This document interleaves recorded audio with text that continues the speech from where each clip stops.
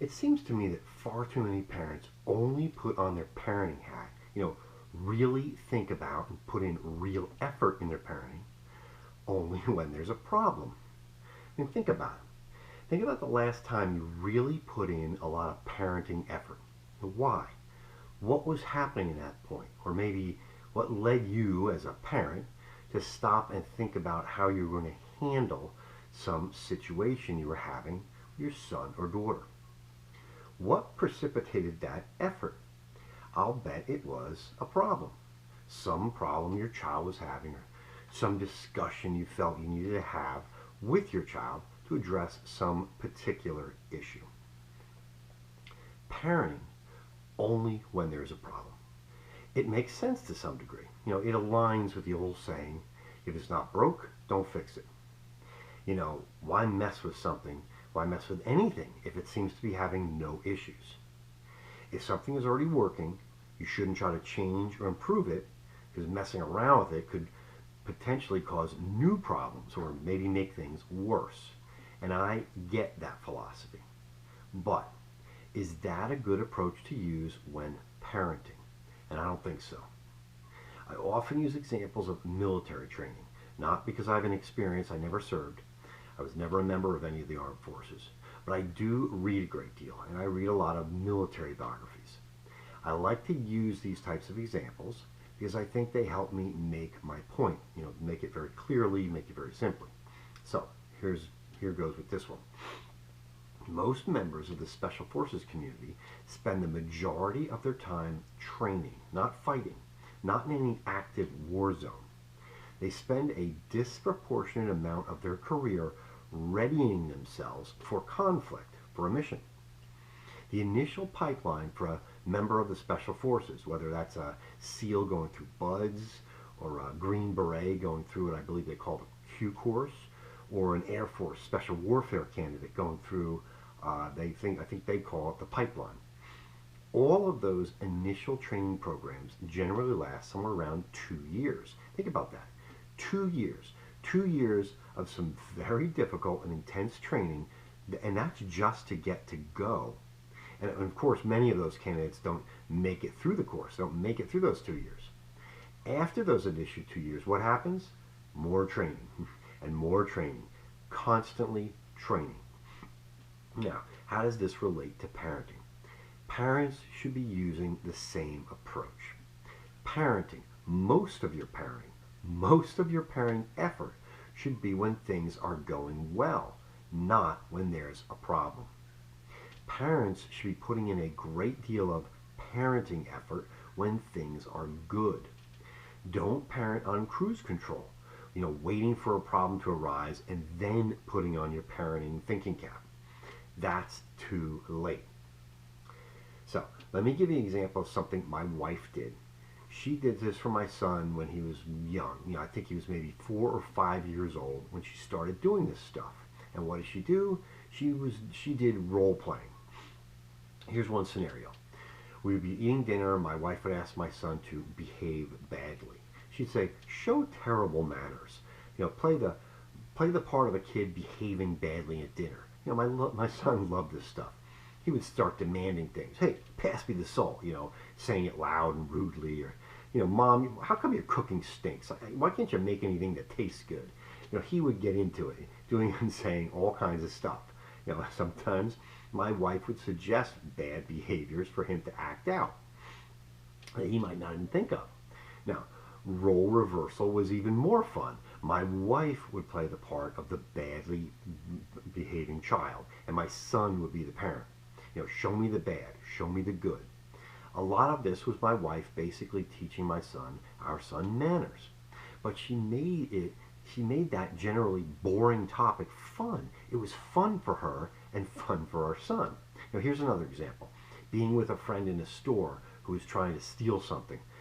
My wife just did this with not just bad behavior. She and my son would act out all kinds of scenarios, dealing with a bully, meeting a stranger, spending time at a friend's house, all kinds of things. She was teaching him in a very fun and engaging way life lessons, all kinds of life lessons. And here's why what she was doing was so important. She didn't wait for him to experience those things in real life before addressing with him how to handle those situations. She was teaching him in the good times. She was parenting, really putting in parenting effort in the hope of avoiding those problems, or perhaps better said, in preparation for dealing with those problems and issues he would very likely be faced with growing up. My wife, God bless her, she had the good sense to do this. It wasn't me. She thought it up. She did it. It became one of those things that was exclusive to her and our son. Parent when things are good. Teaching important lessons to our son before some problem arose. In her mind, the real goal was to hopefully avoid a problem entirely. And that's the opposite of parenting only when there's a problem. Parenting, really parenting during the good times came easy for me personally. Now, I took the job very seriously. Now, why is that? It wasn't just because I was a stay-at-home. It was what led up to that point. So, here's my short trip to get to that point, becoming a stay-at-home dad. I graduated from college with an accounting degree. I loved accounting. I very much enjoyed it. After I passed the CPA exam, I started graduate school. That was while I was working full-time. I did that at nights. I was working towards getting a master's degree in international business, going to night school. After that was done, I eventually got into law school. I worked for a number of years before starting my own small business. All great fun, all great experience. Lots of very hard work and commitment. But after 9+ years of that business, running it, and I loved it, we were not able to get the business to consistently cash flow positive. We were feeding it. My wife and I decided that we need to shut it down. So there I was, all kinds of experience in different things. A wall full of degrees, whatever value that has, but mostly a great deal of energy, both physically and intellectually. When my wife and I decided that it was in our best interest as a family for me to be a stay-at-home dad, I had to take all of that energy that I was putting into building a career and do something else with it. So I treated being a stay-at-home dad like a full-time job. Now, that sounds bad in the sense that being a full-time parent is a full-time job. It's actually more than a full-time job since it's 24 hours a day, 7 days a week. I have nothing but respect and admiration for those parents who put all their energy into raising their kids, stay-at-home parents. Now, even though my wife was the full-time wage earner in our family at that point, she stepped up in many ways, like I described earlier. But it was my responsibility, first and foremost, to be the active, frontline parent. In many ways, I treated parenting like I was the executive of a company, Dad Inc., or growing my own business. When I took my son to a playground or a play date, I really enjoyed watching him and the other kids. And let me tell you, you can learn a lot when you spend your time as a parent just listening and watching rather than, nattering with the other parents. In many ways, this was easy for me. Guess how often I was the sole male parent there. The other moms saw me as an aberration, an anomaly. Something that was simply stated it was irregular. And I was okay with that. Oftentimes, being the lone male, some of the mom groups that welcomed me, they eventually forgot or ignored my maleness, which is kind of cool.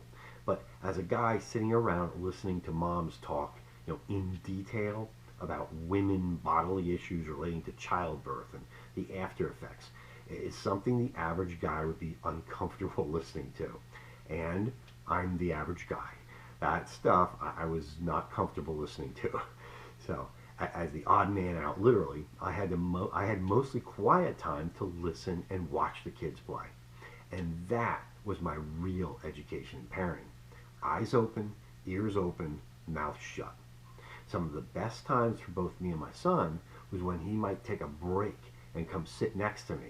I would purposefully point out things going on at the playground, and we would both watch, in real time, things play out, good and bad. Parenting during the good times. I believe those lessons are exponentially more effective. Try to teach your son or daughter a lesson while they are upset or scared or they're troubled. It's difficult to get through to them at those times. But when they're content, when they're happy, those are the easiest times to have a great conversation, a meaningful conversation. It's at those times that they're in their best headspace, to hear you, to actually listen. Any parent that's tried to have a deep conversation when their little one, their son or daughter, is in some stage of distress or agitation, they're emotionally distraught, that's not the time to have meaningful discussions. Parenting when there's a problem is inevitable. Every parent will have to deal with a distraught or deeply upset child many times over your parenting years. But if those parents have put in the effort, real effort, during the good times, their children will likely better handle those tough times when they hit. And they will hit. Special Forces soldiers are able to do their jobs under extreme duress. That is to say, when there are opposing forces trying to kill them. They're able to keep their cool and function because of all the training during the quiet times. All the effort that's put into building their strengths, strength of mind, strength of body, and strength of spirit. When you do that during the quiet times, not when the bullets are flying around. Parents should take a cue from this. There's an old saying that fits here perfectly. Preparation prevents piss poor performance. Preparation, conditionings, lessons taught when the likelihood of those lessons being understood and accepted are greatly increased. That happens best during the non-problem times. Raising an independent, confident, good decision maker is about teaching, preparing, and challenging your son or daughter to expect bad times, that they have to accept it when it happens, and they're going to learn to deal with those times with strength and intelligence and confidence. Your kids can't avoid the tough stuff in life, and they'll likely have a much better time dealing with those tough times if you, as a parent, and you really parent when the times are good. Thanks for listening.